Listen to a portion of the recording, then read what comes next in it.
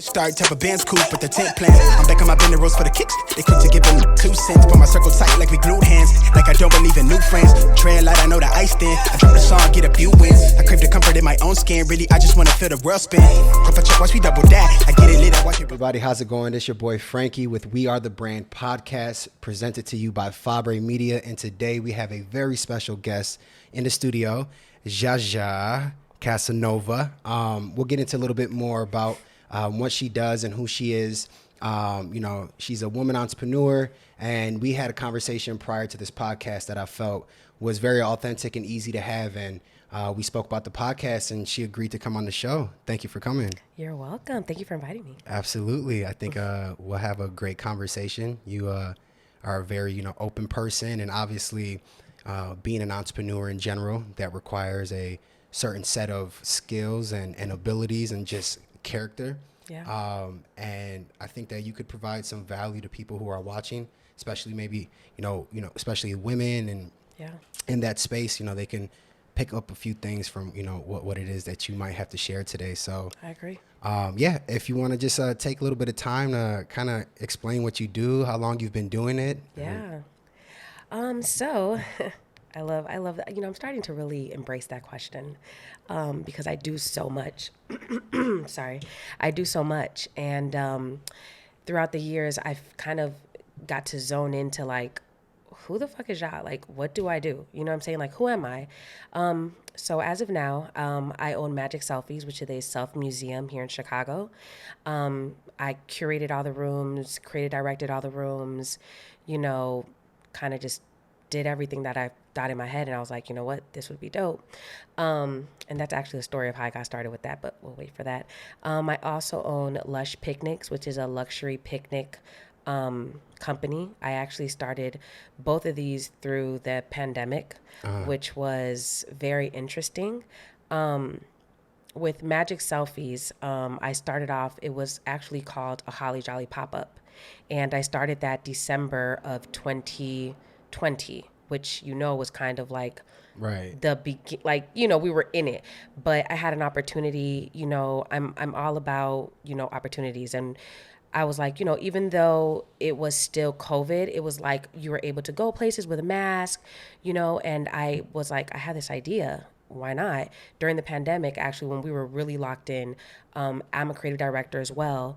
I was so bored. Like, I know, like, you're a creative, like, literally, like, there was nothing to do other than like be home and like make shit up that you can possibly do. Right. So I started helping people like online with marketing. Like, I went through a whole phase of that, designing shit. And then because I wasn't able to like create, what I would do in my house is that I would use my room and I would create sets. So like set designs, and I would like take photos in them. Oh, wow. And, I would just do that, and I would go to Dollar Tree. I would take whatever I had at home, and I would create like these dope ass sets and just like photograph in them.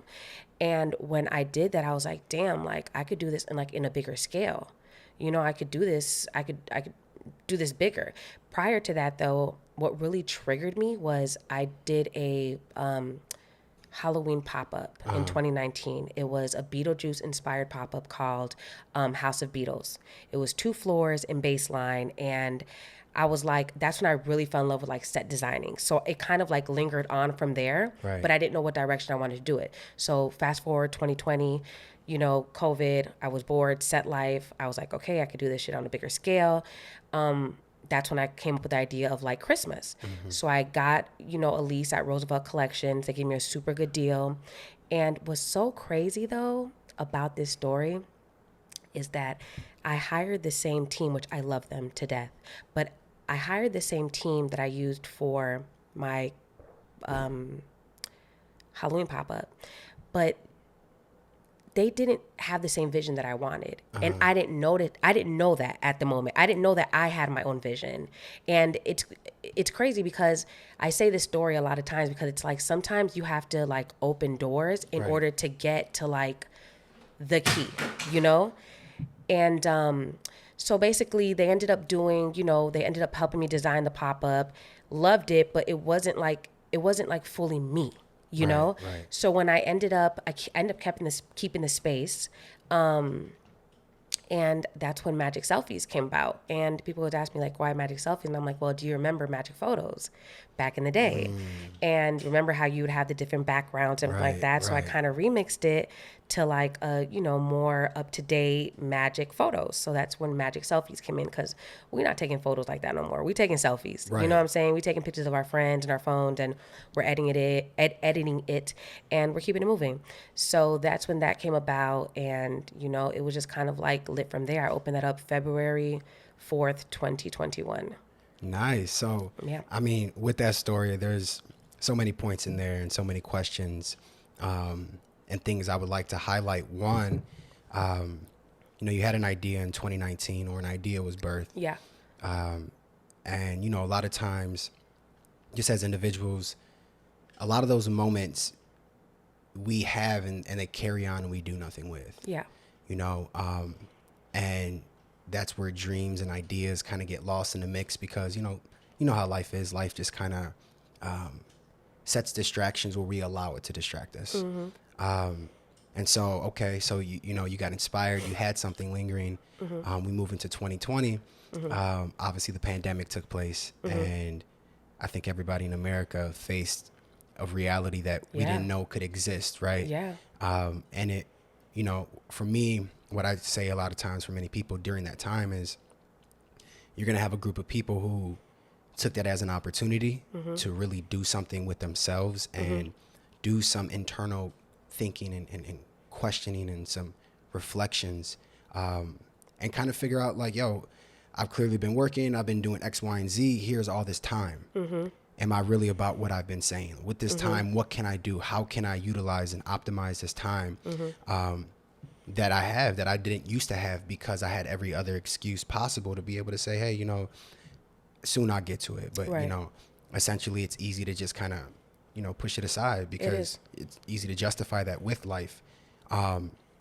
So, you went through this pandemic. So tell me, like, what was that moment where you recognized within yourself, right? Because I think that from where you were to where you're at now, there had to have been a pivotal moment, even within yourself, that you came to a conclusion like, yo, this is this, and because of that, I need to operate in a particular way. Yeah. I think, the whole pandemic really brought out who you are as a person in a lot of ways for everybody. The pandemic really, I've always been a hustler. That's just me, that's just who I am.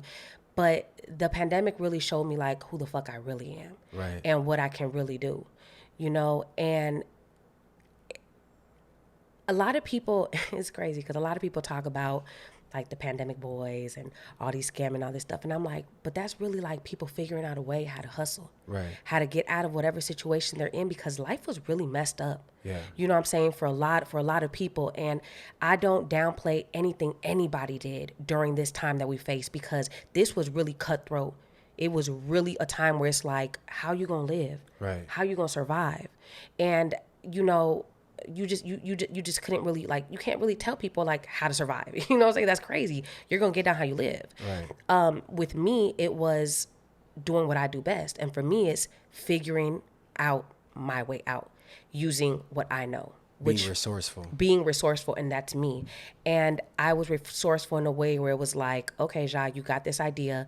This pandemic it's not gonna be forever. Like, we're not gonna live, so why not figure out what you can get out of this right now and keep it moving. Right. And that's what a lot of people didn't do. A lot of people wanted to buy clothes and shoes and this and that, and that's fine. If you want to do that, that's on you. But there was the other group of people who took that money and took, this hustle and this ambition and this like, yo, this is happening, and really like made and built something out of it. Right. And like I said, this pandemic, it just really like brought out who you really are. And I really pray that like people watch, who did what with this. This was really an eye-opener for everybody. Right. You know what I'm saying? Like, don't just sit back and not, like, watch this time. Watch who made it out of it and did something with it. Right. Watch who didn't. You know what I'm saying? Because those are the people that, they're going to do anything to survive.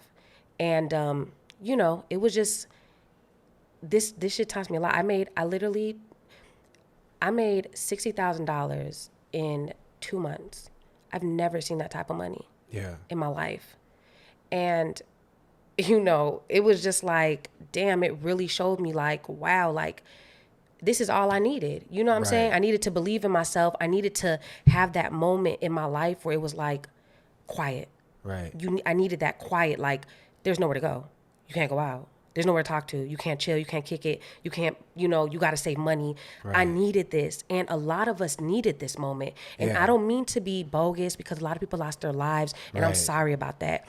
But a lot of people needed this moment to get their mind quiet and figure out what the fuck they need to do and who the fuck they are. Right. And I really, I'm thankful for this time. I'm thankful for what happened to us. And I know that sounds crazy. I know that sounds weird, you know, and maybe I'm not saying it the right way, but I'm thankful for the stillness that I had because it allowed me to figure out what I needed to do. You know, here's the reality, and it's kind of to say what you're saying, utilizing a quote from Dr. Martin Luther King. He said, "The ultimate measure of a person is not where they stand in times of comfort and confidence, but where they stand in times of challenge and controversy." Mm-hmm. It's in the challenging moments that truly define our grit, that truly define our discipline, that truly define who we are and what we're made of, right? Because pressure needs to be applied. And in this case, in this particular situation, it being a unique situation, right? To address it, we don't really know how to, but everybody had their story. Mm-hmm. And it sounds like your story, which I'm sure as life continues over the next decade, we'll begin to see and hear a lot more of these stories, which I think is going to be beautiful, right? Because in every place of chaos, peace exists, right? Because without chaos, peace can't exist. And just to be able to hear all the stories, including like yours, that people took this time and this opportunity, right? The unknown, to do something that they've never done before, but you did something that you never did before, which means you got results you never had before. Mm-hmm. And, you know, a lot of times what tends to happen is people kind of find themselves in like a rut, or they're stuck in a particular place. Mm-hmm. And they don't recognize that they need to adjust and they need to do something different. Mm-hmm. Right. And that different is probably something uncomfortable. It's probably something you're unsure about, something that you're fearful about because you don't know if it'll be successful. It's something that you might have to self-invest, and you don't know if that investment into yourself is actually going to bring a return on investment. There's a lot of risk, and the reality though is the higher the risk, the higher the reward. That's my favorite. And when we get into the understanding, and this is one of the things that I've realized even for myself, is it's when you're scared you need to do it. Yeah. And I'm obviously I'm not, you know, referring to anything crazy, and it might be crazy, but you know what I mean. Nothing that's going to harm or hurt anybody, but doing that thing that you just know within yourself, it's like it's a spiritual thing. It is. It's a lot deeper than it's not tangible yet, but it is, right? It's that thing that if you apply yourself and you allow these things to be applicable to your life, that you're gonna see something that you've never seen before. And that's why believing in yourself is so important. It's tangible to you. You know what I mean? Right. Like people don't understand that how you feel about yourself is so important to the equation of success. Like it really is. And you know, I've even noticed this with myself. Like there's days that I don't feel like getting up. I don't feel like doing shit. I want to just be in my bed, eat, watch movies, and that's it. But I dig a little bit deeper into it. I'm like, well, why am I feeling like this? And then I dig deeper into it. I'm like, wait, I didn't have a good week. You know what I'm saying? My money wasn't right. You know what I mean? And it's like, but it's in those moments where you're like, hold up. You know what I'm saying? Like, but I can though. And I have. Right. And I will. And people really do not understand that. People think success is just like you work hard and, you know, you do this and you do that and you're going to be successful. And it's like, it's so much of a deeper work that you have to do within yourself to get to that point that it's like, if you don't have that, you're not going to reach success. Maybe you'll be decent. Right. You know what I'm saying? You'll be able to pay, but you're not going to be the successful person that you know you can be. Right. And, you know, that's a very important factor, believing in yourself, because, man, when I tell you, like, I've been in Chicago for a long time and I've been doing shit that no one has been doing. And I don't mean to brag on myself, but I'm going to, because I deserve it. You know what I'm saying? I've been doing shit that people have never done, that are now doing. I was doing that years ago. Right. You know what I mean? And I'm just like, if I was any other person, it's hurt my feelings. I've been hurt. I've been like, damn, like, why don't I get the respect? You know what I'm saying? Now I got the respect. Right. But why now? Why now? Why does it take for me to do? Why didn't you see the steps that it took for me to get there? What about when I owned a all-woman co-working space, first in Chicago, and I did it for Black women on 31st and Wentworth. Right. I did that with my own money, $1,000 in my pocket, and I made it happen. Why didn't do it then? You know what I'm saying? Other things that I've done a plethora of things.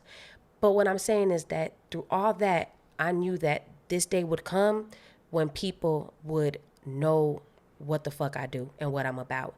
But that came from a deeper rooted thing of like me knowing I'm that bitch and not waiting for you to know that I'm that bitch. Right. You know what I mean? And I think that that's where people, they mess up and they want this support and this love and they want people to support them and love them. It's like, it don't work like that. At all. And just to, you know, pick up on, you know, what you're putting down, it's true. You know, a lot of times we want the acknowledgement of others because it brings a sense of validation. And what you said is super important because you brought up one of the most important things, and it's believing in yourself. When you believe in yourself, you essentially are validating yourself. Yeah. And we're all battling a mental game. And so, you know, one of the things that I hear you say, which is a key thing, and I definitely want to make sure that people understand that if they didn't pick it up, is despite what you thought you deserved, despite the things that you didn't get, despite how genuine and great your idea seemed and all the above, you continued and you continued and you continued. And that's the thing that people don't recognize. That's the thing that people don't see, right? That's the story that isn't heard, is people get into situations and, you know, they might do something for a certain period of time and they don't see the results that they want, right? Because, you know, naturally, especially in Western civilization, we have this instant gratification mindset. The reality is success and longevity in success comes with delayed gratification. Yeah. It's going to require the work. It might take 2 years. It might take 10 years. Yeah. But the reality is, are you doing what you're doing because you truly believe in yourself? Because if you don't believe in yourself, whatever you're doing is going to end up falling anyways, because it's not rooted deep within yourself. As you mentioned, there was a deeper thing that needed to occur within yourself, that if you didn't have those moments or have those life realities, you wouldn't be here today. Yeah. Because you would have every reason within your mind to justify, oh no, I tried that already and people don't support me. And, you know, everything that, you know, people go through, like, man, why don't you, I mean, think about it. Yeah. The reality is we all are going through things in our life. And we have to recognize one thing. And something that I've realized is I cannot allow what somebody does or who somebody is determine what I do and who I am, because their life is merely a projection of their conscious as well as mine At all times. And what happens is when people aren't in that place of self-belief, when people aren't in the place of self-validation and being able to walk in a place of confidence, and a lot of times that has to do with how we were raised as children. But dealing with those things essentially are going to affect whatever industry you're in, whatever you want to do, whether you're an artist, a singer, a painter, a business person, all the above. A lot of these things are going to be rooted in who we are as individuals and what we do behind closed doors. Yep. Because what you do in the light, I mean, the dark will eventually come to light. Sure will. You say you're about this, but it ain't. I don't see here, it. I don't see it. You probably kind of want it. You feel me? You probably kind of like, it sounds good. It sounds good. And it looks good on her. Yeah. Right? Oh, it looks good on him. Yeah. So it's got to be right for me because, damn, I want that too. And they're obsessed with the lifestyle. Yeah, they are. Until they recognize the work that needs to be applied to sustain that lifestyle. Oh my God. I literally was on live talking about that. How, like, you know, we see a lot of these gurus now, right? They're gurus online. They're $1.99, buy the ebook. Right. You know what I mean? Especially during this pandemic. And I'll teach you how to, and you know, I'm all about the hustle, right? I'm all about the hustle, figure it out. But within that particular hustle, there's like a lie, right? There's like a missing piece in that puzzle. Yeah. Because I don't see no chapter that says, well, guess what? 3 months in, you might be broke again. Right. You know, and you might have to reinvest. And you might, like, I don't see none of that. I don't see where it says, like, you know, hey, you're going to have to do your own photo shoot. You're like, I don't see none of the, like, running a business and being an entrepreneur is probably one of the most hardest things anyone can ever do. 100%. Being a real entrepreneur. Right. That shit is not a game. That shit, I literally last night, no joke, everything I love, put this on everything I love. Last night, it was 3:14 in the morning. I woke up and I like had like a low key, how do you wake up and have an anxiety attack? Because I was thinking about all the things I have to do. Right. You know what I'm saying? Like, all the things I have to do this week, all the things that I haven't done, all the things that I skipped, like, it's a consistent paranoia of like, am I doing enough? Damn, I missed this step. And it's like, to live that type of lifestyle, you got to be built different. Right. You know what I mean? And like I was saying about the gurus, is that they sell, some of this stuff is cool, but they sell this false lifestyle. And that's what people buy into, the lifestyle. Right. They see these people post these cars, and they see these people post these, you know, photo shoots in luxury places. They see these people, but they don't see them with a broken nail because they haven't had the time to go get their nails done because I have 80,000 things to do and I skipped my appointment because I had to go to another meeting because I was late. Right. They don't show that. And like, that's the truth. And I really want entrepreneurs to know that this shit is not a game. It doesn't look like that at first. It doesn't look like, you know, you're driving a Benz. It doesn't look like any of that shit that people, social media is making it or portraying it to be. Right. This shit is real work, and you don't always look good, and you don't always have the best cars yet, and you don't always live in the biggest homes, and you can't always take these extravagant trips. It doesn't work like that. And I really, really, really want society, and I know that we live in a weird, showy situation right now, but one day I feel like we're going to live in a time where it's like, it's going to be real, and people are going to want to see real, and they're going to want to feel real, and they're going to know what's fake. Right. You know what I'm saying? They're going to feel what's fake because it's going to kind of all come full circle. 100%. But I just really want entrepreneurs to know, like, do not, like, social media, don't listen to that. Like, being an entrepreneur is not just social media. It makes you money. Right. And social media could be different ways. Like, it can make you money, a lot of money. It's a tool. But people make it into like this like infatuation. 100%. Like, I have to be this way, I have to look this way. And I thank God every day that he didn't make me like that. Yeah. I thank God that, you know, he made me into a person where it's like, I'm me.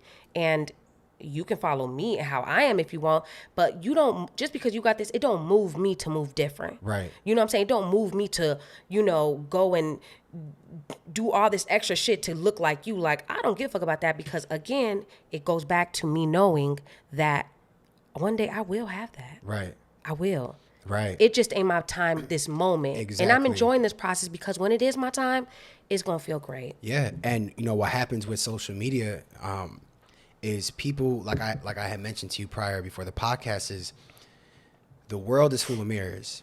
Yeah. And it's us deciding what mirror we want to reflect on. And social media is definitely a big piece of that, especially in our time. Especially right now. Especially right now. And so they get into a state of comparison. Mm-hmm. The problem with comparing is this. You might be comparing yourself to someone who they might be in a highlight of their life. Mm-hmm. not knowing what's around the corner. You might be comparing yourself to somebody who is going through hell, and that's their coping mechanism. And that's why you have to be true to yourself, and that's why you have to believe in yourself, and that's why you have to validate yourself, and that's why you have to be the person to decide, this is who I am despite who they are. This is the person that I'm going to be because this is who I believe I am. And don't get me wrong. If something motivates you, if it's cars that's motivating you, if it's big houses that's motivating you, by all means, be motivated. Absolutely, yeah. But I'm sure you can attest to this. Motivation is like, I don't even want to throw a number on it, but if I had to, I would say 5%. Right. Because just as quickly as you get motivated is as quickly as you can get unmotivated. Listen, okay. You can, okay. I know that's right. We can get motivated right now, leave this, and have a bad encounter with somebody, and Yeah. the rest of our day is depleted. Yeah. Why? Because motivation it's like adrenaline. Yeah, it is. Right? And it's good and it's necessary, but it's momentary. Yeah, it is. And it is needed to get you going. It's like a car when it dives. You know, it's on the street. You start to push it, right? That's the hardest part. Boom, you pushed it. Boom, you're motivated. But now you got to steer it. Now, you know what I mean? And then once something's in the way, or you have to maneuver, you have to do some certain things to kind of get it off the road, or maybe get it to the next gas station. This is like real life, because I don't know if you've ever had to push a car. Yeah. You I know? mean, I didn't, but I see people do it. Right. Like this is a real challenge that's happened, right? But the reality is, then you got to push it again, and it's hard all over again, and it's hard all over again. But once you push it, you want to recognize that what you want to attach yourself to is the momentum that comes from that. It's being aware of that energy, it's being aware of that momentum, and not living off of the motivation, because the motivation will soon expire. Yeah, it will. And then you now have to tie yourself to what? The core values, the value system that you truly carry. And that's going to be attached to, why are you doing it in the first place? Yeah. I mean, I ask myself that all the time. Yeah. Like, because I'm a creative. I do many things well, right? Yeah. Like, I'm a musician. I play instruments. You know, I do, photography. I do video production. I do poetry. I love to speak. I'm great with numbers. Like I enjoy all of these things. But the reality is, like, I have to choose something. I'm not saying I can't do all those things, because believe me, I am. Right. But the reality is, I have to tie myself to one of those things that I know that I can apply a set of skills and a set of a set of characteristics that's going to sustain that. Because, they have a saying, when you love it, it's like you don't work, right? Right. But I feel that there is also a misconception with that statement. I don't believe that when you love something, it's like it's not like it's work.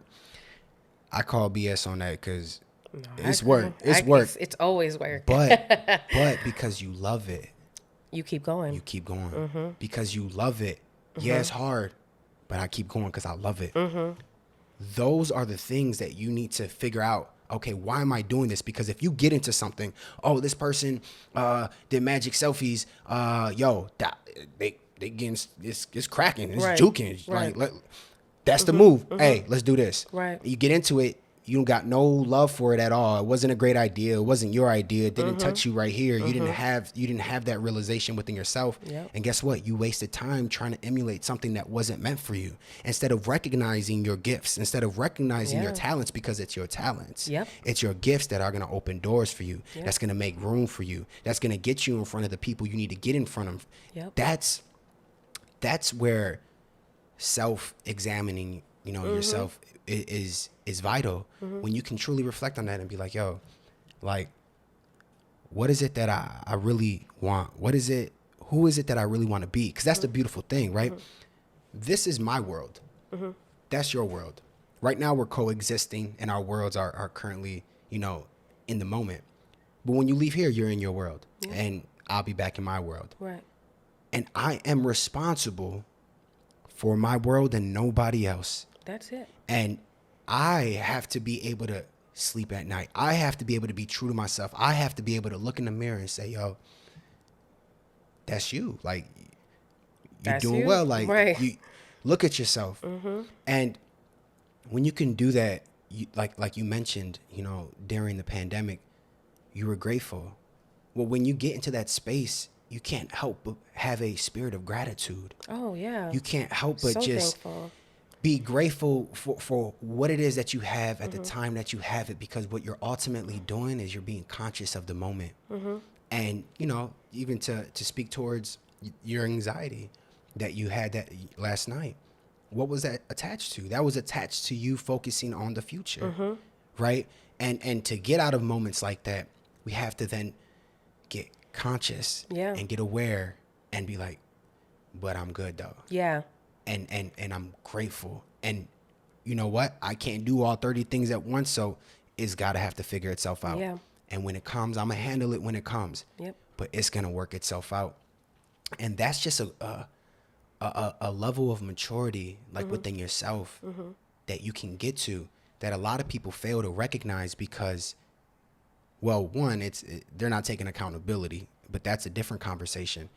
But they want a particular lifestyle and they see time passing, right? Because time waits for no man. It sure doesn't. And so we have to recognize, yes, the time is now, but in the time being now, don't get lost in thinking that you don't have time. It's almost like you have to be like, all right, I don't have time, but in the conscious moment, I have to recognize the time that I'm in. Yeah. And let me be attentive to that time instead of, damn, tomorrow, oh, you know what I mean? Like, fall into a place where it's gonna mess up our psyche. Yeah. And it's super important to, you know, understand that, like you said, time waits for no one. Like, time is really more valuable than money. Absolutely. You know what I mean? And, you know, I tell people this all the time, like, yeah, you got time, but you ain't really got time. Right. And, you know, I get a lot of people who ask me advice about like starting a business and everything like that. And, you know, one of the main things that people say that they lack is like, they don't have certain things to start. Right. So my question is like, okay, well, what have you done? Oh, I haven't done nothing. You know, I don't have no money to do it. I'm like, there's so many things that you can be doing to start whatever it is that you want to do. Right. So like, for example, I asked this girl, same question she asked me. And I said, well, okay, well, have you bought your domain? No. Have you got your Instagram handle? Because, you know, those go quick. They'll take it. Have you done that? No. Okay. Have you started, you know, kind of figuring out your brand, stuff like that? I mean, I had some stuff for these are all things that this is time that you're taking away out of your business. Like you can literally be doing all that. So by the time because if the funny thing about the universe is that it has a funny way of giving you what you deserve, right? So if the universe sees, and I'm very big on the universe, like the universe, like that's my motherfucking nigga. Like, you know what I'm saying? Like, I love the universe. Like, that's my bitch, nigga, whatever. Like, it just, it trusts you. It trusts you. If you show the universe, like, I'm ready, it will happen. You know what I mean? But you have to show the universe that, like, listen, I'm doing some stuff. Can you help me a little bit? And it will.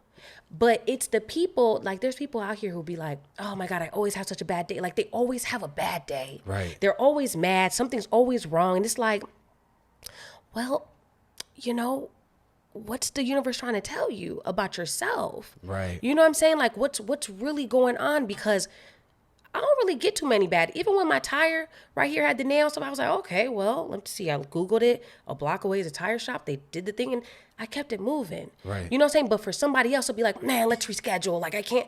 And it's like, you can't, like those are tests that the universe is giving you to see like, well, how bad do you want this? Right. You know what I'm saying? What are you going to do with this? Maybe this door can open something else. So it's like, you have to show the universe that you're doing something for it to give you something back. Right. You know, speaking on the universe, here's another way to look at it, right?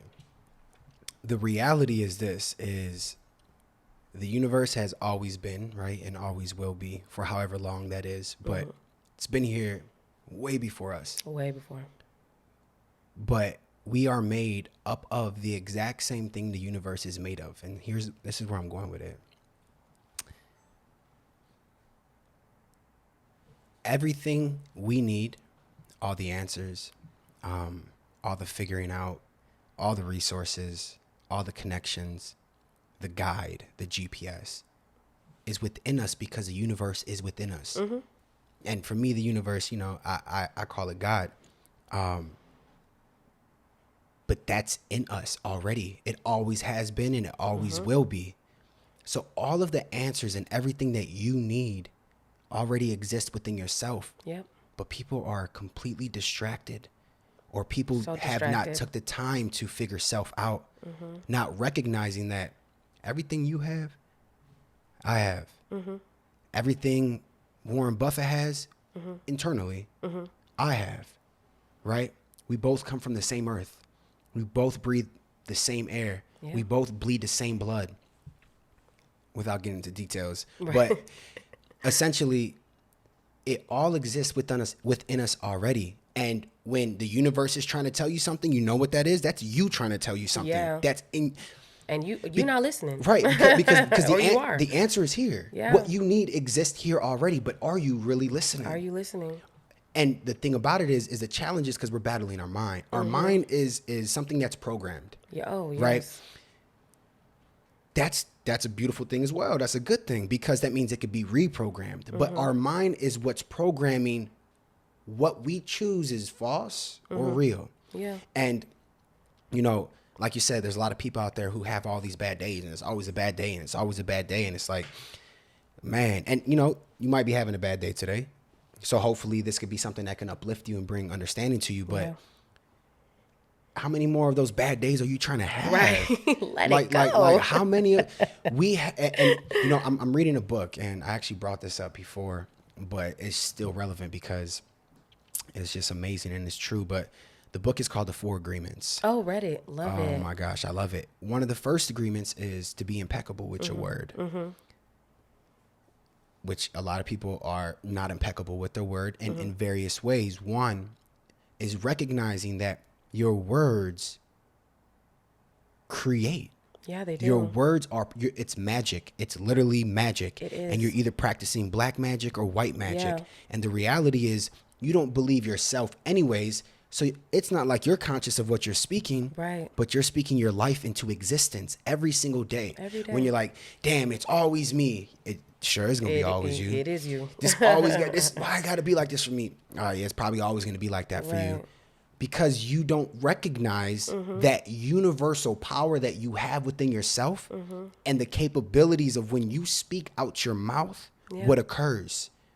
The word created everything. In the beginning was the word. The word is everything. Right. Here's some science. I learned in music school.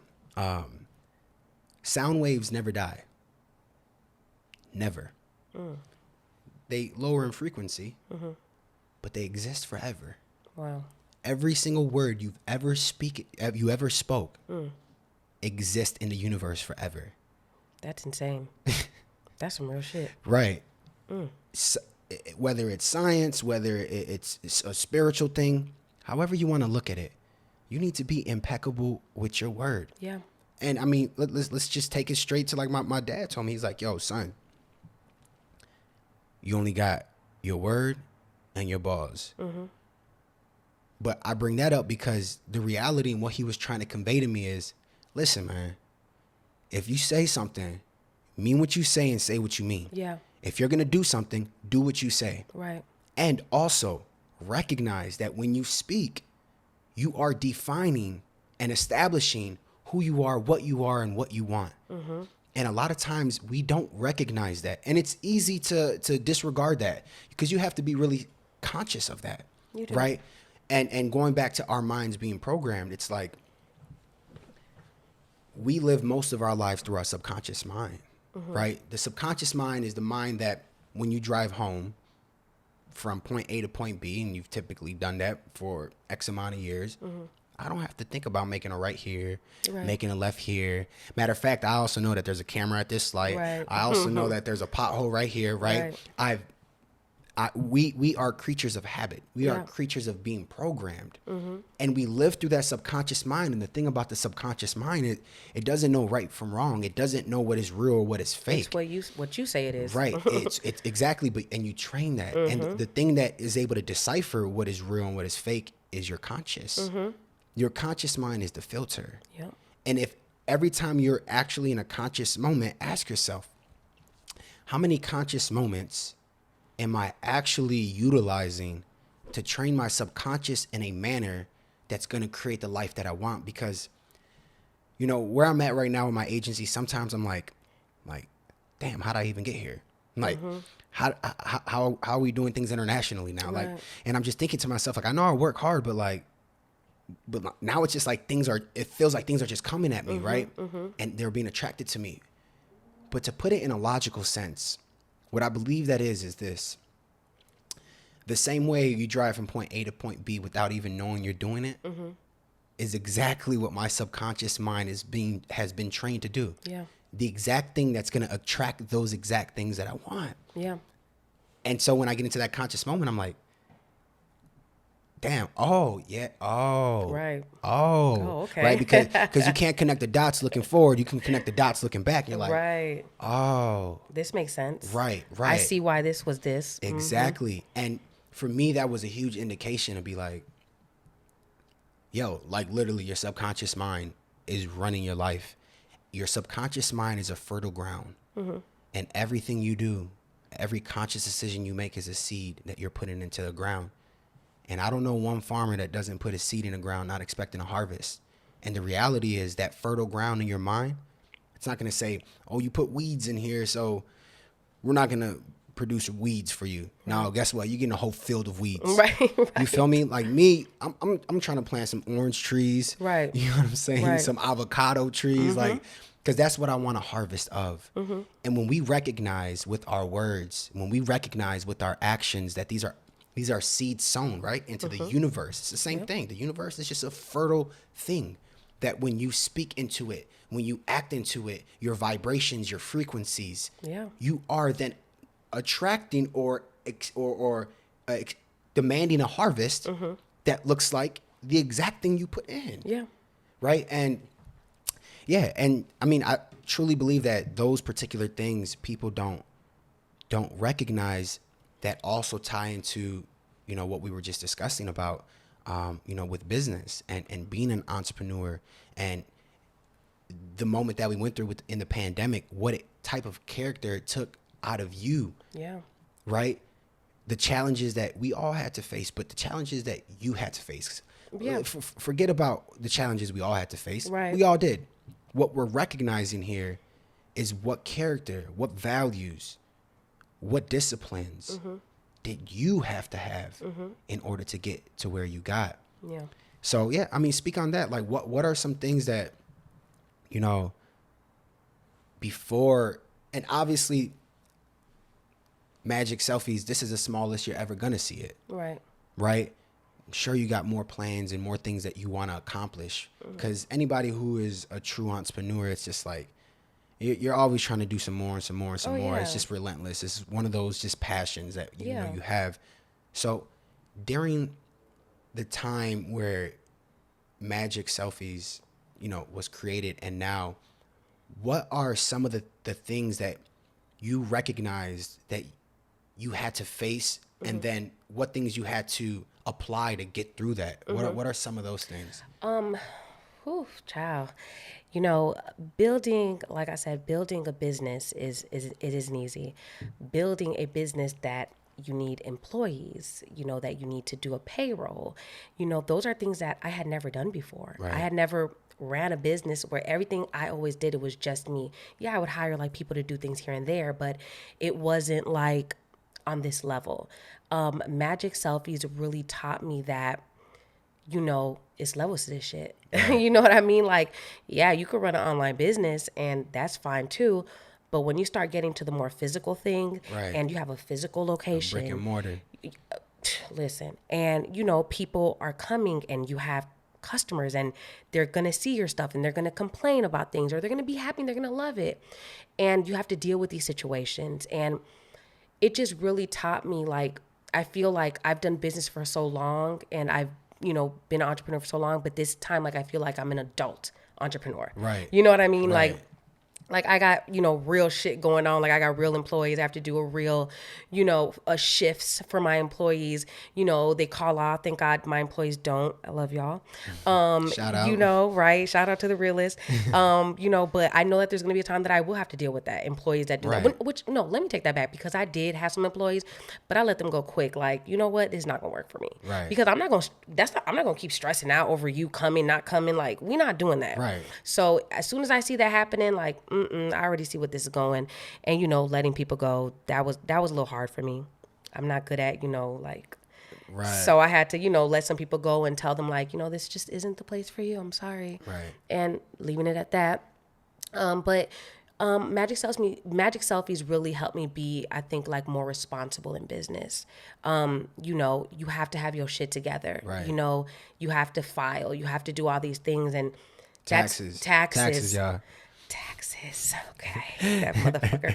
But I'm dealing with it too. Man, okay. And I'm just like, that is real life stuff. And it's just owning a business in general. It's hard work, and that's why I tell people, like, start now, because in order to get to that level, that shit is not overnight. If somebody told you that they made all this money overnight, please do not believe them. Right. And if they did, it ain't going to last long.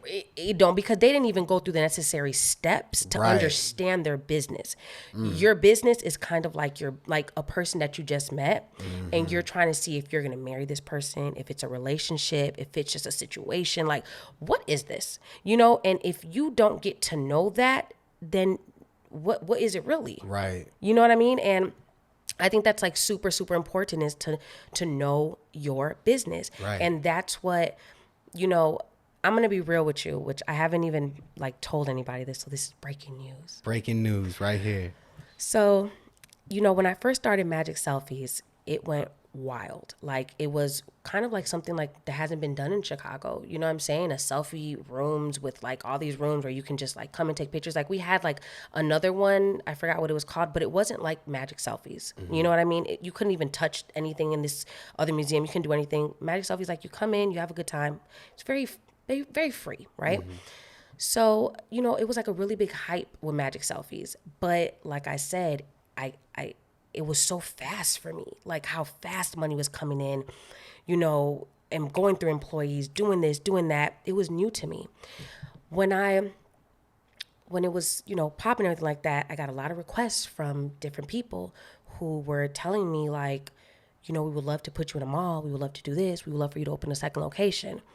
So I did end up getting a location. I was going to get a second location in Oak Brook Mall.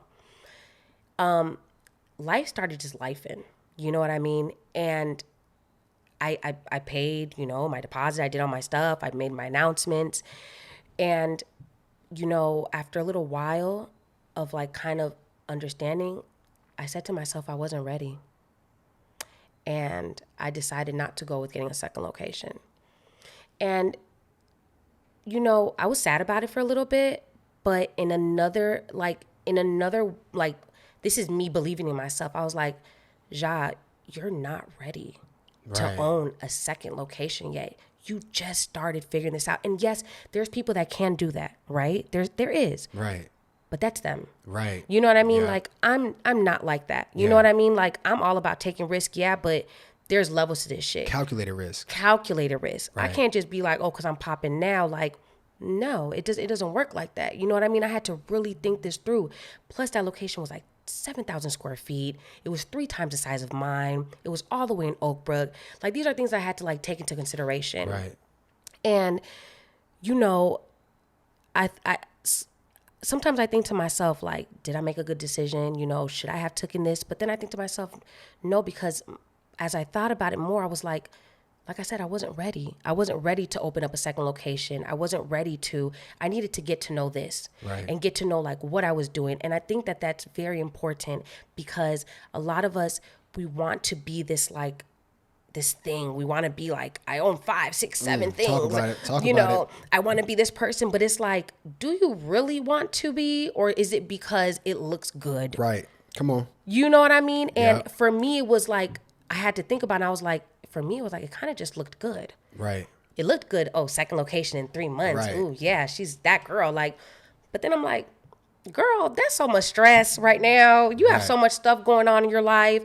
And is Magic Selfie really something that I want to do forever? Do I want to franchise it? Right. You know, do I want other people to run it while I do what I like? I love Magic Selfies. It's my baby. It's what changed my life. But at the same time, though, there's so many other doors that I feel are opening for me, Right. and that I'm now seeing. And if I would have said yes to that, I wouldn't have been able to do these opportunities that I'm doing now. You would have felt obligated. Exactly. And I don't like that feeling. Right. You know what I mean? Like, it's not a good feeling to have something that you love so much, and then all of a sudden it just gets crazy. So let me ask you, do you have peace with that choice? I do. Yeah. I do. I really do. Like, I don't even think about it anymore. Like, to be honest with you, the only reason why I don't feel like I have to say anything. Like, I don't give a fuck. I don't. But I feel like a lot of people, you know, they want to know what's going on. And, you know, I live a public life, not like public like in my personal shit, but like people know me. You know what I'm saying? They know who I am. They know what I do. And I know some people follow me and they believe in me and they want to know. And I mean, you know, I'm going to put it out there, but I am at peace. And I do like the decision that I made, you know, and it was right for me. Right. And that comes to where we're starting is like knowing myself and believing in me. Right. And that's what I did. And that's the decision that I made. And I mean, it is what it is. You know what I mean? And I really believe that it was a good decision for me. And even if it wasn't, I wouldn't even allow that to even like get in my zone to even allow that to make it feel like it was a wrong decision. Right. Because for me, it was right. Right. You made a choice and you're sticking by it. I'm 100% and you're at peace with it. And that's the beautiful thing about it. And it's something I ask people all the time. It's like, where's your peace at? Mm-hmm. Because you can't buy that. Mm-hmm. Like, to be in a place of just peace where you could be like, that was hard, but I know that was right. Mm-hmm. And are you doing a question that I feel like should be asked consistently? Like, are you doing this for you, or are you doing this because it looks good, Right. or are you doing this for other people? Like, is this for you? Do you feel good? I know people who are probably so stressed out because they have to have this look and this feel. They have to be on social media and just in life general. But it's like, are you really happy? Right. Like, because you're always at work. And that's cool. That's fine. But like, is it really like, because behind closed doors, you really don't know what the hell's going on in people's life. You don't know if they're making money off their shit. Right. You don't know if they're broke. You don't know if their shit's popping. You don't know if they really got customers, clients. Like, you really don't know. Right. Because ain't nobody going to say that. You know what I'm saying? No one's going to say that they fucked up. Right. You know what I mean? So you have to take into account, like, what's good for you at this moment, you know, and don't follow just because it looks good or, ooh, yeah, I'm going to be that person that's the reason why you do something. Right. Do it for you, because in the long run, that shit will catch up to you and Right. you will feel it. And you'll make decisions that you're going to regret. Yep. Yeah. And that's why it's super important, you know, essentially being self-aware. Mm-hmm. You know, that right there was a very profound moment in your life. Mm-hmm. And you know, definitely, you know, Thank you. hats off to you, because most people would have went the other route. Oh, yeah. You know, they would have been like, oh, so you mean 7,000 square feet? I could do this time out in Oak Brook. You know, they got money. Yeah. Oh, that's exactly that's exactly what it was. Right. But then, you know, you have to dissect it. Right. You know, you have to dissect it. Like, okay, Oak Brook, you know, school started. So who are the people that like selfies? You know what I mean? Is it adults? Is it kids? Are they working? Are they in school? Are they going to come during the weekend or just a week? How much money is the lighting? Staff? I have to be open every day. Right. And it's like you said, figuring out those things that a business isn't just, all right, I got an idea. Here's the business. Boom, it's done. Mm-hmm. One of the things that are constant is systems are needing to be changed constantly. Mm-hmm. It's like this, you know, and like even bring it back to when you ask that person, you know, do you got an IG handle? Are you at least got your domain name? Do you got the small things that you could easily, with the total of $50, handle all of that, right? Like, Do you got those things in place? It's the same thing when I tell people, anybody who wants to be a business owner or entrepreneur or anybody who has an idea, write a business plan or write your idea down on paper, right? Because you get too caught up in like, this has to be perfect and it has to look like, no. Write your ideas down, write your vision down, because you can fix a bad business plan, but you can't fix no business plan. Yeah. You could fix something where it's, all right, boom, I thought this was it. Now it's not. No, boom. Because when you write these things down, it gives you metrics. It allows you to have something to measure against. Now I can say, okay, 1, 2, and 3, that's working good for my business. Yeah. All right, so we want to double. We want to go, X10 on that. 3 and 4, 3. There was no ROI on that. So it was a great idea. Yeah. But let's cross that now. off. It's not for right now. This isn't gonna help grow the business, because your business is like a child. You gotta attend to your child. You gotta feed your child. You gotta grow it up. You gotta teach it what's good, what's not good. You gotta keep certain people around your child and certain people away from your child. These are important factors that we need in order to grow a successful business. These are things that even me, in my business and in my space, I'm constantly evolving. Going through this metamorphosis in business where it's like,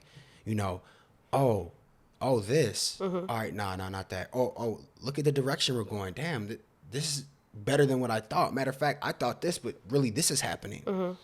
Being aware of that, understanding, and it's like being able to go back to the drawing board. All right, this is what I drew up.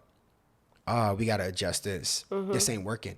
And that, for some reason, some people don't like to acknowledge that, but that's normal. That's just like any product. It's very You put normal. a product out there, it has to go through some tests. That's why they got version 2.0, version 3.0. Yeah. You have different products of the same brand because you always are having to tweak it, always having to innovate, always are having to adapt. Yep. And those are normalities that people don't recognize while getting into business. And so, for anybody out there who's getting into business, I think that those things should be considered, that just at least aware of. You get to it when you get to it. Yeah.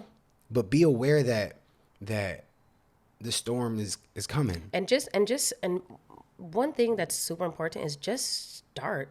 Like as you start as you start figuring out your business and what you want to do, whether you have nothing or whatever, it's about starting, because things change. Right. Like my favorite thing to do when I have my clients is, like, I tell them all the time, get a Pinterest board.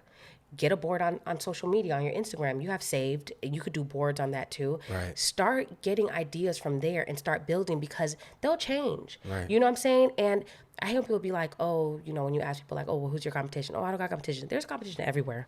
Okay? Every day. So you should be checking up on that. See what they're doing, what they're not doing. Right. These are important factors that you can start that are free. Right. You know what I mean? You can already be a step ahead of the next of your competition if you were peeping already what they were doing while you was getting this bread. Right. Like, be smart. Like, stop thinking that you don't have, like, just because you don't have something that you can't start. It's a million ways to start Right. to get you ahead of the game, and you gotta do that. You Right. gotta start somewhere. Right. And even if, and some people don't want to humble themselves, right? If you want to get into a particular industry, you might have to go serve somebody else's vision for a period of time. Yep.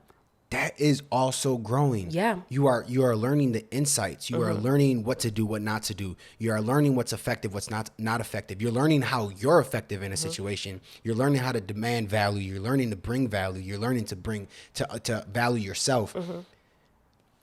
If you got to do that, you got to do that. Right. And that's a beautiful thing. Right. And there's nothing wrong with it, but everybody wants this I'm self-made, this all me, mentality. And for a very small percentage of people, that works. And that's what most people highlight. But the reality is, if we're going to keep it a stack, most people are average. If we're going to keep it a whole stack, like, most people don't want to acknowledge that. What is average? Average is the majority. What's the majority? That's 70%. That's all of us. Right. That's a majority of people. And so that's why you have to be able to say, look, this is what it is for right now. Right. This is who I am. Okay. This is where I want to go. All right. How am I going to make that happen?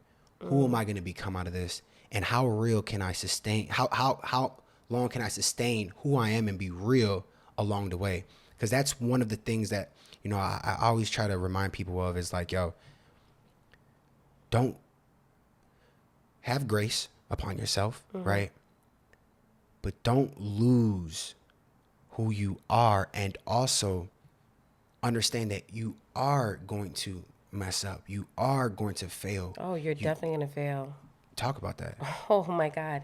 You're definitely going to fail. You know, and I feel like failing it's a great thing. Right. There's a lot of things that I'm so happy I failed at. I'm so happy because if I didn't, would I be here right now? Right. You know what I mean? So I'm so thankful of a lot of lessons that I was taught at a young age. You know what I'm saying? Because I've been an entrepreneur. I've never really worked in corporate. You know what I mean? I worked in corporate when I was, you know, like probably 21 or something. You know, I did a great job there. You know, I always excel at a lot of things that I do, you know. But in a sense, I'm not going to lie. Like sometimes I wish I did do some shadow work. You know what I'm saying? But then at that time when I was younger, I didn't know who I was right now. Right. I didn't know that I was the creative woman that I am. I didn't know that. I didn't grow up in a household where, you know, I would be on MySpace doing coding. I didn't know that, like, that was who I was. Right. When I was decorating, you know, and that's where parenting comes in too. You know what I mean? 100%. That's when your kids show you who the fuck they are, believe them. Right. Because there's some type of, with them being children, there's some type of, as they get older, that's who they are. You know what I Right. mean? When I was younger, I've always been creative. And my mom, I love you, Mom, don't get mad, but she didn't see that because she wasn't creative. Right. You know what I'm saying? Or maybe she was, but not on the level that I probably was. Her reality, real quickly, it's our realities as individuals that taint Yeah. 100%. these dreams, especially as children. 100%. Children don't have boundaries. They're like, Yep. everything is possible. Everything is everything. Yep. And then as life happens and you're being taught from this parent or this religion or this particular thing, it begins to mold your way of thinking. And then does. as soon as something that once upon a time could have been possible now seems very impossible. Absolutely. And, you know, now looking back to myself as a child, Yeah. and even as a teen, I see certain things that I wish somebody would have seen in me. Right. And would have took that and would have been like, yo, this is the direction that Yeah. you need to go Some in. guidance. Some guidance because I didn't have that. Same. You know, and it sucks. You know what Yeah. I'm saying? Because it's like, damn, like all this time wasted. Well, shit, I would have been a billionaire by now. You know what I mean? Like, fuck. right. But, you know, it is what it is. This is the time that it was supposed to be. But, you know, definitely as a parent, as a mentor, it's so important to really see, you know, what these kids are good at. What do they have a passion for? And really taking that and molding it. Right. You know what I'm saying? Not always, you know, my mom used to be like, oh, you're always on that stupid computer. And I'm like, but Mom, I've made like 20 MySpace pages for people. You know what I Right. mean? And it's like, or Mi Gente or whatever it was I was doing at that time, you know, and it's like, I was literally making logos before I was making logos. I was Right. making them at like 12 years old. Yeah. You know what I mean? But I didn't know that that's what it was. I was just like, Right. I'm just on the internet. You know what I Right. mean? Just on MySpace, building banners for people. That's what Yeah. it was, banners, Yeah, remember? I remember. I was making banners and coding and making their shit like lit as hell. And I didn't even know that this is who I was. And my mom would get mad because I was always on the computer. She would take it from me. And I'm just like, I'm not even doing shit. Like, I'm just designing. But now as an adult, I see that like that was who I was. Right. And I really wish that somebody would have molded. And that's why, like, one thing I really want to work on between this year and the beginning of next year is mentorship programs. Yeah. I feel like those are so important. Yes. And people like me and you, people that already have a passion that can see what these, you know, teenagers and these preteens are good at, you know, spending time with them and being like, yo, like, you're really good at doing hair. You know what I'm saying? Do you know that when you get to college, that's a hustle for you? Right. You can make like $500 a week. Right. You know what I'm saying? You never know. Like, it's so many things that these kids don't see because obviously as a parent, you know, you love your kid and you're there for your kid, but you're not always like seeing what other people might see in your kid. 100%. And also because they're subject to their Their own perspective. Their own perspective. That is how they, parents parent based on their perception of what life should be or what life is to them. Yep. Not necessarily what the life could be for their child, and not in like an intentional way. No. Obviously, they want what's best for their child, but it takes actual conscious moments to actually to recognize that and be like, oh, because I had a conversation with my friend, the exact same thing that we're talking about right now. I was like, man, bro, you know, I'm definitely grateful for where I'm at. You know, I've come a long way and doing some amazing things that I never thought necessarily I would be doing. But man, if we had like an OG or like, you know, like the big homie that learned all this goofy stuff and all these issues that we deal with as individuals and humans, as humans, if they would have put us on and not saying like hand us, I'm saying give me some gems. Give me some nuggets. Put me on the game of life. How is this really working? What are things I'm going to face? Because the reality, you know, shout out to moms, love you too, is boom, I do something, all right, ass whooping. Boom, I do something, all right, punishment. Boom, I do something, and it was like never like, I can't remember where somebody was like, yo, outside my grandma, I love her, miss her, but you know, never where it's like, oh, all right, he's different. Right, this standardized testing of what metrics you're utilizing in the school system is to determine your worth. That ain't it. What's that unique thing about my son? Right. How can I help mold that? Who can I help him? Who is he wanting to become that I can help create that? Who can I put him around? What mentors can I put around? Like, I as a grown man now, 100%. I'm like, I was talking to my mans. I'm like, yo, if we had that, yo, we would be gone. Next level. And that's why now in my life, I do that a lot more. Like, I look through my life. There's so many people till today that literally make a living off of being creative. And once upon a time, they knew nothing or just had an idea or a desire and started with me. And I'm looking at them now. I'm just like, bad. like, you know, like I'm obviously they had to put the work in, they had to put the dedication in, but it was that thing I wanted that I'm doing that nobody did for me. Where I'm just like, all right, I'm gonna put you on. I'm gonna put you on game. Like, trust me, like there's some life lessons right here that you don't have to go through. You already seen 5 people's hands get burned when they touch the stove. You don't gotta be that person. Don't have to. It's hot. It's hot. It's hot. Don't touch it. You know what I mean? Like, and man, that's so significant. I'm glad we're talking about that. I've not had that conversation on the podcast yet, but yeah, I mean, you let me know when you're trying to do that, because that's stuff that I actually for what, like, and they need to see it from people like us, from young people. Like I have 3 daughters. I had my first daughter when I was 19 years old. Right, and you know, no regrets, because I feel like no matter what, I've always been like ambitious. Like, even with everything, like I always made sure that, you know, everything was what it needed to be. But me as a mom now, you know what I'm saying? I'm a mom, you know, I have my daughter, my oldest, she's a junior in high school. And, you know, I see certain things about her, and I don't always, like, she's bomb at hair. Like, oh my gosh, she's like amazing at doing hair. She's amazing at doing makeup. She's amazing at so many different things that aren't necessarily like, you know, basically what I'm trying to say is that she might not be a doctor. You know what I'm saying? But as a parent, I can show her, you might not be a doctor, but you can, if you start now, babe, you can be doing stuff in Hollywood for celebrities, owning your own, you know, shop. Like, you can do that before you're even 21 years old.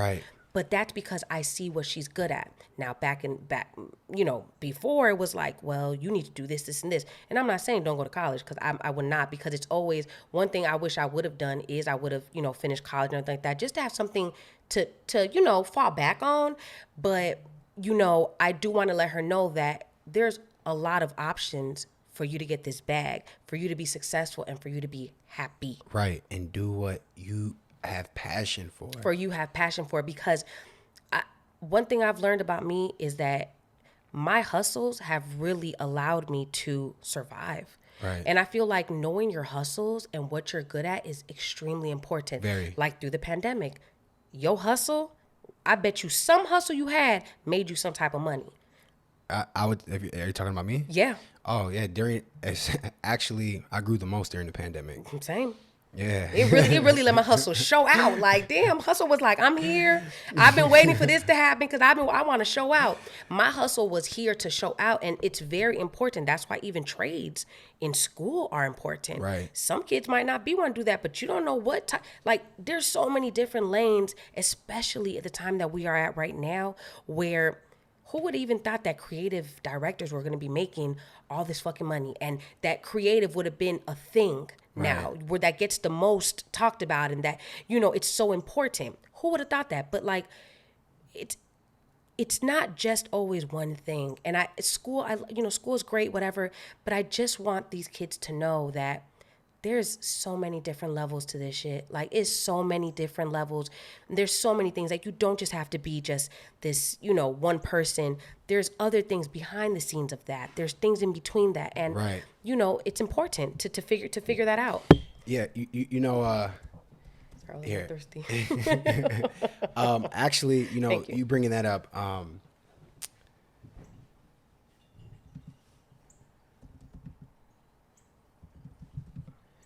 here's something that people don't talk about for whatever reason.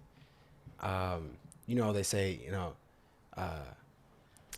a jack of all trades is a master of none. Mm-hmm. You know, a lot of times they say, all right, jack of all trades is a master of none, but they'll end right there. Mm-hmm. You know the real quote? It goes, the full phrase is, a jack of all trades is a master of none, but oftentimes better than a master of one. Yeah. I felt that shit. Yo, and I'm saying that for somebody out there because, you know, how many times, especially people who are creative, we're good at a lot of things. Yeah, we are.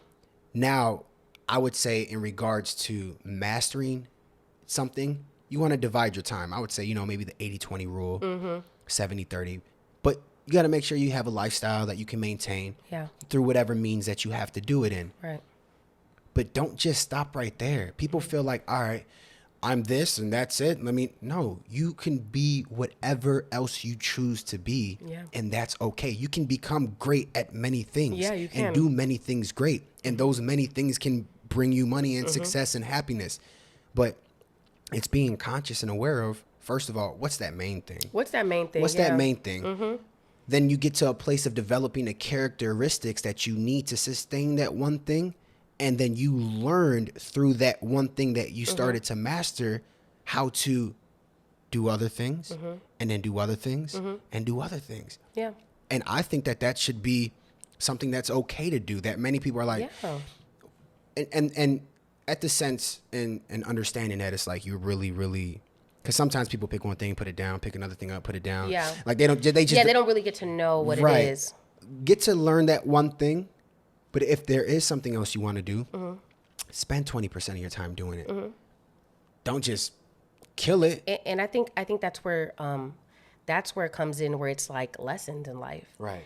If you're a master of one, right, you haven't even done enough things to fail in anything. Right. To know, is this really what you want to do? Right. You know what I mean? And, you know, just like what you said, I've done a lot of shit, but I do it because I've always wanted to figure out, well, what is that thing that's for me? Right. You know what I mean? What is it? What is it for me that makes me feel a certain way? And I've done things, and those things, it's like basically being in a building, right? And you open that door, you're in the building. But in that building, there's so many different apartments, right? Right. But there's one apartment, right, that's just for you, and it has your name on it. And when you go in there, you feel it, you smell it. It's yours. That's the one. And then you decorate your apartment with your little things that are just for you, and then you make it a home, right? That's exactly what I feel like, you know, figuring out what you want to do is all about. It's figuring out that one thing and then opening different doors to figure out, like, what's the one thing that's going to really take it there. You know, and also, you know what it is? And it's just coming to me. I think how I want to express it is, like you said, find that thing, right? Yeah. And it's when you actually find that thing, all the other things you want are accessible, Oh yeah. right? When you do that thing, now those 3 other things you wanted to do, you actually can do them now. You can. But the issue is that people are trying to do all of it all at the same time. It's like, okay, don't throw those other 3 things or other 2 things away. Right. There's gonna be a time for that. Yeah. But you got to calculate how you're gonna go ahead and move with it. You know what I mean? And okay, maybe you did this one thing. You're like, nah, that ain't it. It's that second thing. Right. All right, bet. That's cool. That's cool. Put that aside. That'll be that 10%, 20%, Right. and focus on that 80% and put that effort in there and put that time in there, because that's going to be the thing that's going to open doors for you. And a lot of times it's the thing that you're gifted at, that you're talented at, that works for you. Like you mentioned, this is home. Like this is it. Something about this makes me feel like I don't want to leave. I like this. I want to add to it. I want to be better at it. Yep. And a lot of people fail to realize, it's like before they recognize that, they want to matter so much. It's like they want to matter before they even make it. You know, it's who said it? Damon on Shark Tank. He said, you have to make it, master it, and then matter. Yep. Too many people try to matter before they master it, before they make it. Everybody want to be somebody. Right. I cannot tell you how many people I meet and they automatically want to tell me like what they do. And you know, this and this. I'm not, like, unless you really ask, I'm not going up to nobody like, hey, yeah, my name is Zha, I own Magic Selfies. And even though I know you've been there, you know what I'm saying? I know you've been there. There's a time for everything. You know what I'm saying? But they be trying to just like, literally like, be somebody so bad. Right.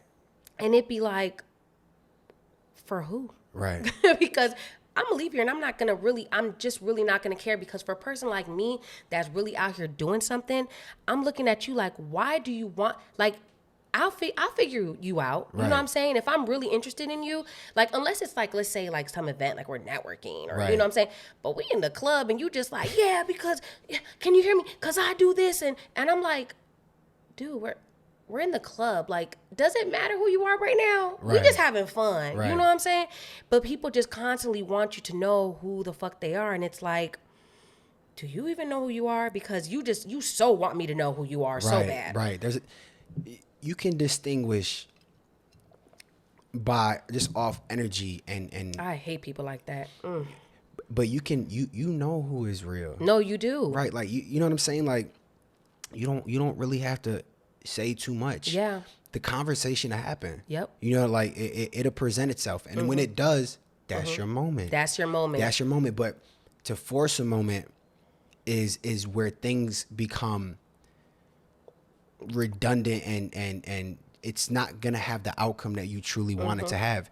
And that comes with, you know, people really trying to validate themselves instead of recognizing, real recognize real. It really does. At the end of the day, one thing you can't fake is energy. It's like, I know what this is and I know what it's not. And me personally, I believe one of the things and giftings that, you know, all of us have the ability to get to is a sense of like discernment. Like being able to, like, I know what something is before you even tell me. Like, same. Like it's like, I know what that is. Same. And I also believe that comes with why I'm able to be empathetic with people, because I'm like, all right, bet. Like I know what that is. I know, and not only do I know what that is, I know how you're handling it, why you're handling it that way. Yep. I see through all of that. Same. And at the same time, because I know myself. But don't you hate that a little bit though? Like that you can read. That? Yes. I'd be like, damn, Zha. Sometimes I feel bad sometimes, you know, like I might just like, oh man, funny story, like kind of on that note. So there's this one guy, I would see him at the gym all the time. I hope he doesn't watch this. It's no name, but sir. I seen him at the gym a lot. You know, we got to talking, and I would see him, you know, pretty often. And he would, you know, ask me, oh yeah, so what do you do? I'm like, yeah, I own a branding and media agency. We do X, Y, and Z, right? And he's like, oh snap, what kind of cameras do you use? I'm like, oh yeah, I use this, I use that, da da da.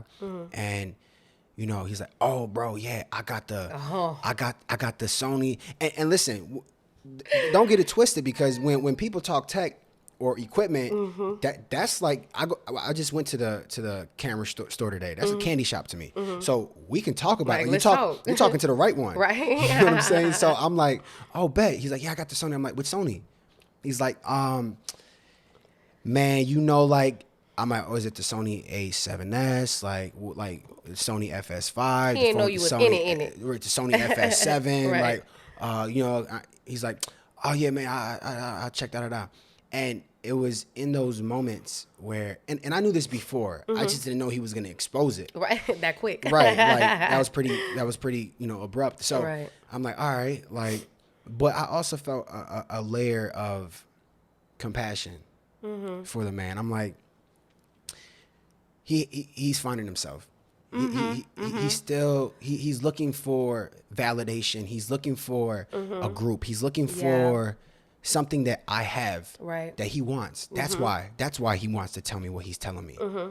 That's people who are in that space, you know, like us. We attract people like that. Yeah, we do. That need healing, that need direction, that need to also be shown something. And so I'm saying that because, you know, I kind of let it slide at that moment. Right. And, you know, like days have passed, and then he came up to me again, and, you know, just at that point, now he's just putting out a bunch of like cap. Right. He's capping his rap all the way through. So I'm like, bro, it's literally, I stopped him. I'm like, listen, I'm talking to you because I like who you are, bro. Right. I said, I don't care about what you're telling me you have. I know you don't have it. That ain't gonna make me like you more because you know what I do and you're talking about what I like. Right. I said, I think you're a cool person. Right. He got mad. Oh wow. Oh yeah. Plot twist. No, I mean, eventually everything was cool, but I exposed him. Like, And he didn't like that. of course not. Right? Those are insecure. Nobody likes their insecurities to be exposed. But I felt like, big bro, I'm like, yo, gee, like, Yeah. you're talking to me, so I'm gonna come at you real smooth. Right. But you do that to somebody else, and they're gonna call you out on your shit They in a definitely way do. that it's gonna embarrass the hell out of you and mess with you. So my intentions were pure. But that goes again with what we're saying is people want to matter so much. So much. Instead of just humbling themselves and be like, yo, you know what? Gee, I don't know nothing. Actually, I really like what you're doing. I like the industry that you're in. I've been thinking about getting into it. Matter of fact, I did have a camera at one point. It wasn't that one. It was the oldest situation. Right. I no longer have it. It broke, X, Y, and Z. Okay. Now you're positioning yourself Yep. for a great outcome. Because you're also talking to the right person. Yeah. All right, bet. Yeah, we're always looking for people who, want to get into that space. We can always use, some hands on deck, Right. Bet, pull up on me on Thursday, at Right. this time. That could have been the outcome. Right. But we sabotage ourselves trying to be what we're not around people that could potentially get us to where we want to get to. And I mean, you see that, especially in the club. Come on. It's nothing but personas being projected to establish a sense of status and all the above. And for me, I don't care about that either. What I care about truly is being impeccable with my word, being able to affect somebody's day in a positive way, bringing value. I love bringing value. Yeah. I love serving. Yeah. Even though like I'm the owner of I love to serve. I serve my people. Talk to anybody that works for me. Yeah. It's not just work. I care about what's going on in your head. Let's chop it up. Right. Where you at? Where you trying to be? Where you trying to go? What's happening? I care. It's not just like, yo, let's make this bag and call it a day. Nah, let's enjoy this. Right. Right. And so I feel like those are particular things that society that we deal with in the society that we live in. And if people would just recognize that, yo, you are enough. And your validation doesn't come from your accolades or accomplishments. You've already been validated. Yeah. When I recognize that for myself, it was a wrap. You couldn't tell me nothing. You couldn't, because I don't need you to. Same. And if you do, all right, cool. For whatever it is that you're telling me, hopefully it's something that can help take me to the next level. And if not, you're not the one. Right. So I'm gonna just let that, water off my back. Now, depending who it is, right? The closer they are to your heart, the harder it is to follow those rules. Yeah, of you course. got to work a little harder at that. But overall, some people, somebody could say something on social media and you butt hurt. You just like, yo, like, ow. Yeah. For me, it's like, why do you feel that you need everyone to like you? Why? And you know what? Listen, I understand the psychology. It's not a question that I don't know the answer to. I understand the psychology behind it. But do you understand why you want that? Right. What's the reason behind it? What's the reason? For you. Why do you want to matter so much when you truly do matter? You know what I'm saying? So, yeah. It's deep. Make it, master it, and then matter. I like that. It took me a while to get before I used to, and I feel like we all go through that. We all go through that moment of like wanting to be someone so bad, especially when you know you got it. Right. You know what I'm saying? Especially when you know you got it. Like, that's me. That's me. Right, That's right. me. You know it.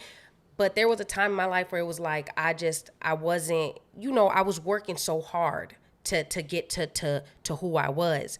And I would be hurt, whatever. But like now I go out and like people know my name.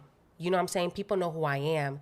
They know who I name. They introduce me as who I should be introduced as. As who you told them as well. Exactly. That's who I told, and who I showed them as well. Exactly. Okay? Not only told them, showed them. But it took a long time. It took a long ass time for me to even to get there. You know what I mean? And it will happen, but you have to put in that work. People not just going to put no respect on your name and you don't deserve no respect on your name. What have you done for me to respect your work when I've done hella shit? Right. You know what I mean? Like we not on the same level. Sorry. No, you're fine. You're fine. Okay. Keep talking. Oh, okay. Yeah, you know what I'm saying? Like we're not on the same level, and because we're not on the same level, like I got to be honest with you. We just not. We just not. And you have to show me. You got to show me who you are, what you've done for me to put that respect on your name, because your name is all you got. You know what I'm saying? But people just want to be this person, and they want, it's this ego thing. Like, for example, like 100%. you go somewhere and they're like, they feel mad. They're mad because somebody won't let them in the door. Do you know? They don't even know who I am. Who are you? Right. Who are you? And that's where I think it comes from. Like you said, everybody wants to be somebody. Everybody wants to be known as somebody. And it doesn't work like that. You gotta put that time in. You gotta put that respect in. And one thing, I am gonna say this. Hold on. Talk it. Go ahead. Say what you gotta say. One thing about Chicago, because now I gotta get into the city. Let's talk about the city real quick.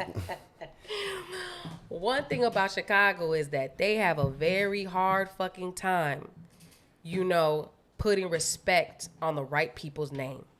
And I do not like that. Right. They put respect on these people's name who, just because they be at the club every fucking day like they do.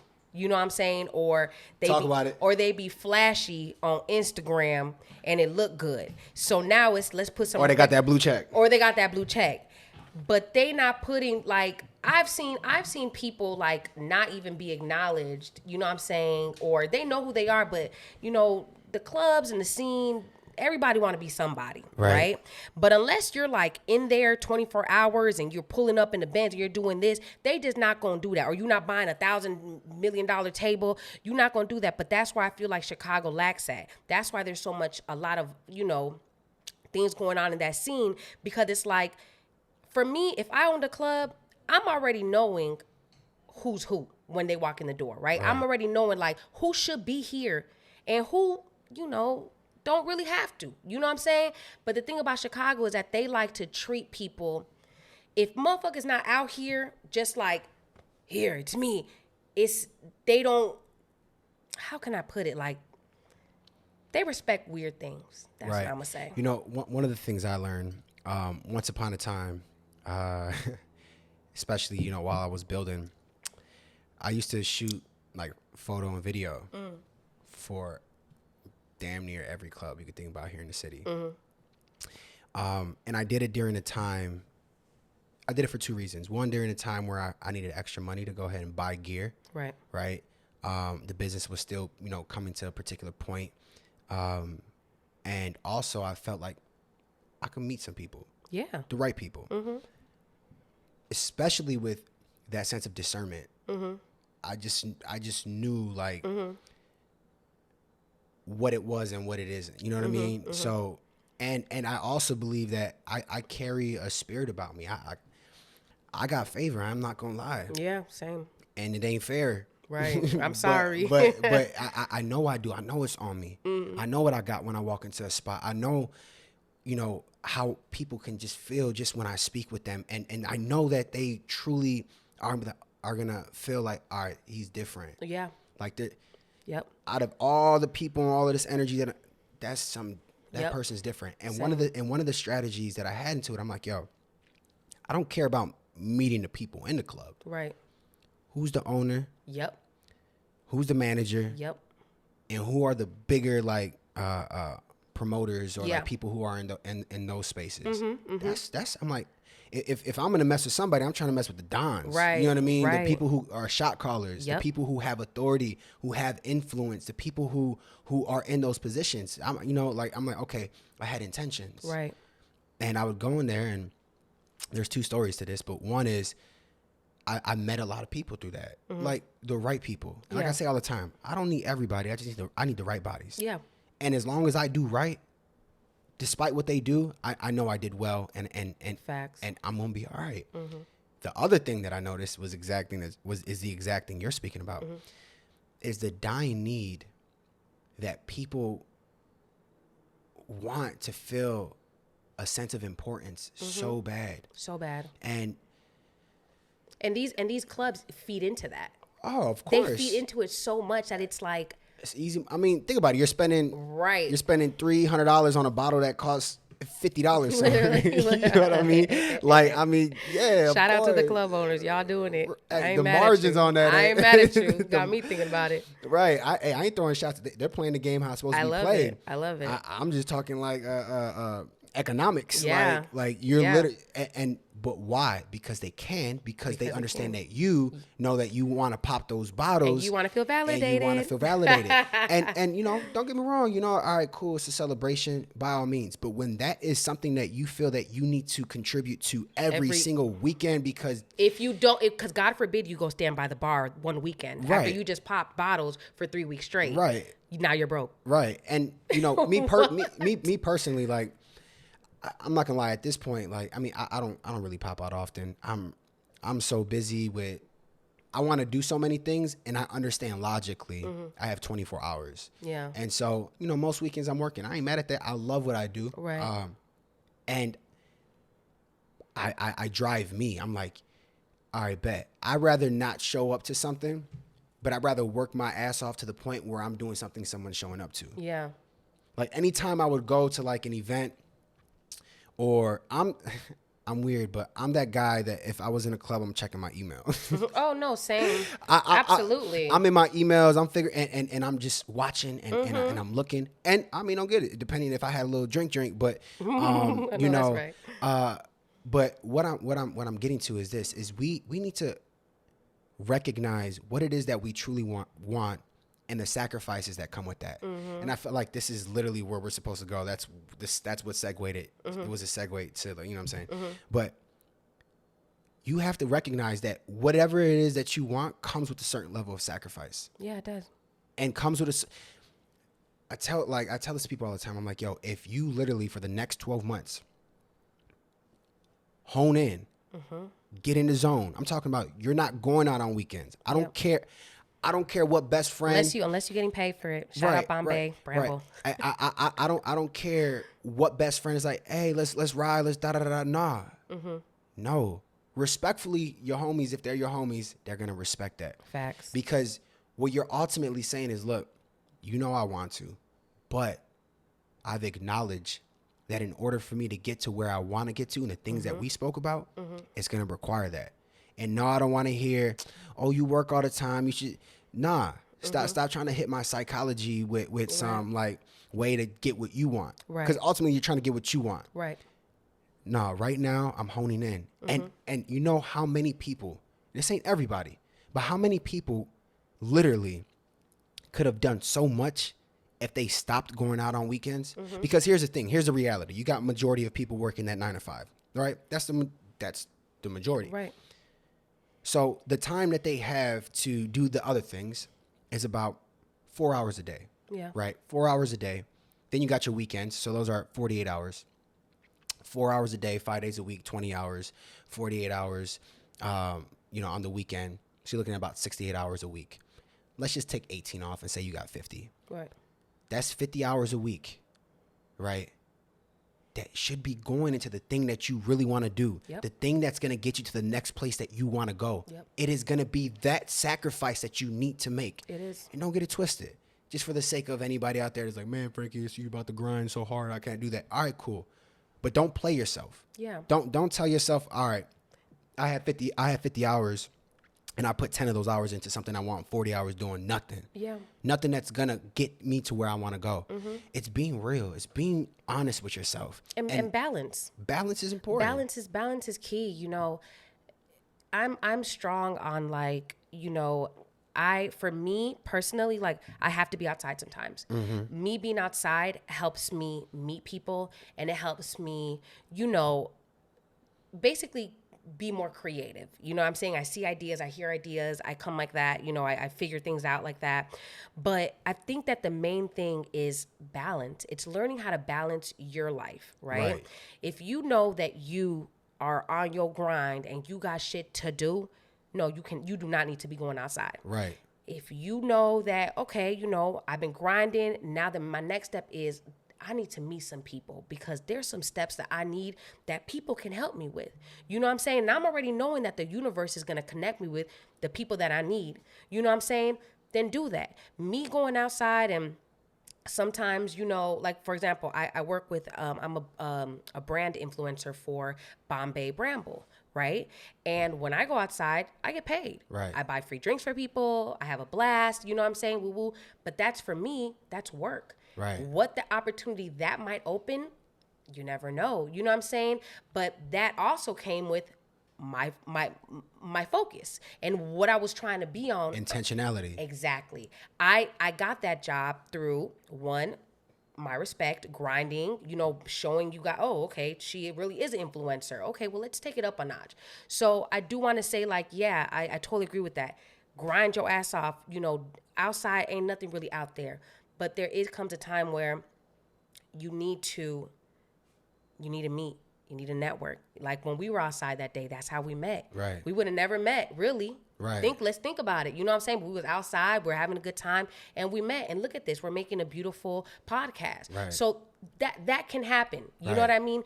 But what you're saying is 100% fact is always make sure that you are able to zone in when it is time to zone in. It's discipline. It's discipline for sure. Doing what you have to do even when you don't want to do it. It's those moments. And so, saying what I'm saying, I'm speaking to those habits, right?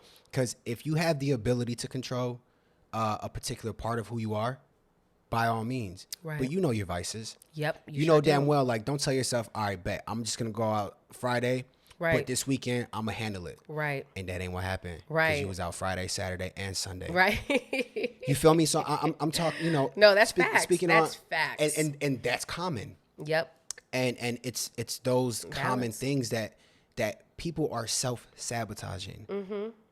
And it's going back to what we spoke about earlier. Everything you need is in you, and you have everything you need, but you need to spend that time to find it. And it's in you, which means you got to spend that time with yourself. And I'm not necessarily saying go into a closet with no lights on. Yeah, you know what I mean? no, that's like it's spend especially time, as a creative, you can't do right. that. Spend time in your craft. If you want to learn how to sew, get the sewing machine. Do what you got to do. If you want to learn how to take pictures, go around somebody who has a camera or buy a camera. just do it, like Just you do it. mentioned, and then begin to move forward and begin to be intentional, begin to be strategic, understand it's going to require sacrifices if only you want to be at a particular status of Right. what it is that you're doing. Right. Some people are okay with being mediocre. And that's okay, I too. can't. I can't. Mediocrity for me is distasteful. I'm like, I don't. It's not. You're not allowing yourself to become who you really are. Right. And you know that as a person, you know like what you're capable of. You know what I'm saying? You know where you should be in life and how far you can take it. Right. So, yeah, sure. 100%. Well, hey, this has actually been my longest podcast. oh my God. We've been on here for almost 2 hours. Sheesh. Sheesh. But yeah, obviously we got to have a part 2. You know, at some point. I love it. We could even go into, you know, some particulars into business. Yeah. You know, just about some certain fundamentals and certain things that people can grasp. I think we spoke about a lot of those things that Yeah, people we did. actually read between it all, and you know, hopefully there are some gems here, and I'm sure Yeah. there is, for people to you know, grasp. And I'm glad, you know, you kept it real and you spoke from a perspective that was true to you and authentic to you. You know, because there are going to be people out there that are like, yo, like she's me. Yeah, Like, yeah. yo, I relate Yeah. to that, and I can't wait for people to actually experience this. And yeah, guys, check out, where can they find you at? So my Instagram is Zha Zha Casanova, and if you want to check out Magic Selfies, it's Magic Selfies _, and then Lush Picnics, which is just Lush Picnics. I'm online all the time, so you know. Where's Magic Selfies at in So Magic Selfies is in Roosevelt Collections on Delano Court, 1143 South Delano Court. So it's literally like South Loop, right by the AMC, H&M, that little mall right there, like by Roosevelt and Canal. Yeah. Okay. Yeah. Maybe we'll do a podcast there one day. Yeah, that'd be fun. Pull like up I to love the spot, it. you know. Pull up. I have a lot of rooms. Definitely. Well, I'm gonna check you out for sure. I haven't been there yet, but I've actually heard great things about it. Matter of good. fact, I knew about that before I even knew you. I didn't know that. Oh, that's crazy. Yeah. But that's usually that's why I say your work speaks for itself. 100%. You know, then you get introduced to the person and they're like, oh, that's you. You own that. Right. Yeah, that's me. Yeah, you know, it's crazy because, you know, a lot of people, they think I'm just a photographer, which is cool. It's a vehicle for a conversation. Oh, yeah. Right. It's an avenue.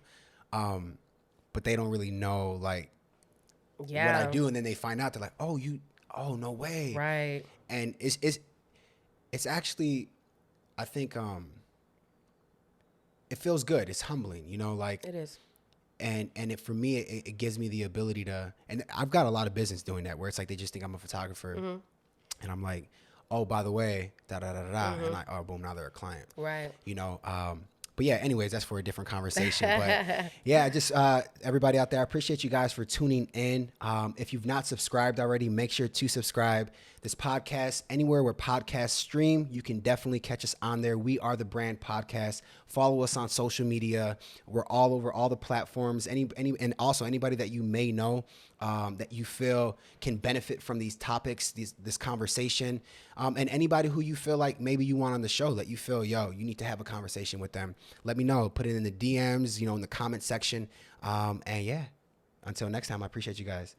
Take care. Thank you. Bye.